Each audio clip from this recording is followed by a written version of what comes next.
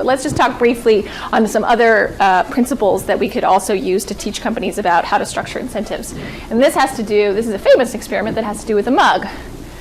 Who knows this one? It's sort of the core of behavioral economics. When you give half of the room, you guys mugs, and you guys get these mugs, and you are told, and you guys don't get any mugs, and we say, okay, you guys, how much are you willing to sell the mugs for? And you guys are asked, how much are you willing to buy the mugs for? Is there an exchange, or what happens? These guys want twice as much more as you guys are willing to pay, right? So this idea of like losing something that we have is really strong. It's loss aversion versus like gaining that exact same thing. It's the same mug, right? You guys were randomly assigned. They have no special connection to the mug other than the fact that we just gave them the mug 5 minutes ago. And yet there's this 2x difference. Let me give you an even more fun example of loss aversion that I love.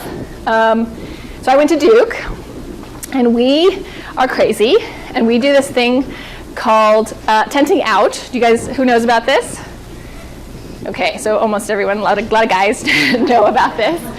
So the stadium is not large enough, the basketball stadium is not large enough to fit in all of the students into the stadium. So at the end of the season, when it gets really exciting, Duke generally does really well, and we have lots of haters for that. So at the end of the season, there's not enough space, so in order to get a ticket, there's this whole tenting process, and there's a lottery process, and it's very elaborate. You would think at a university you're there to study. No, you're there to like tent out and like go to basketball games. That's what it's about.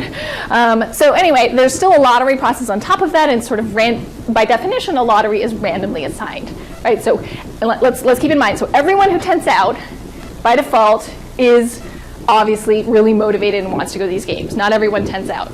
A portion of the student body tents out, but everyone who does is obviously quite motivated. And then some people win, and then some people don't. And so then Dan asked, hey, for the people who won the lottery, how much would you be willing to sell your ticket for? Right? So this group, the mug group, the same thing, so the same dynamic. And the people who who lost the lottery, how much would you be willing, now that you lost the lottery, but I'm still giving you a chance to go if you pay, how much would you be willing to pay? And what happens this time? What do you guys, throw out the number. How much would you be willing to pay to go to a Duke game, assuming you're not a Duke hater? I'm in Duke market, so. Oh, dang! $100. $100, okay. So these are Duke students. So they... Oh, it's not that far off. Yeah, so 166 on the buyers, and for the sellers, about $2,400. So much bigger than 2x difference here, right? So powerful illustration of loss aversion, and probably more fun than the mugs, although the mugs is a classic example. Okay, so how does this affect incentives?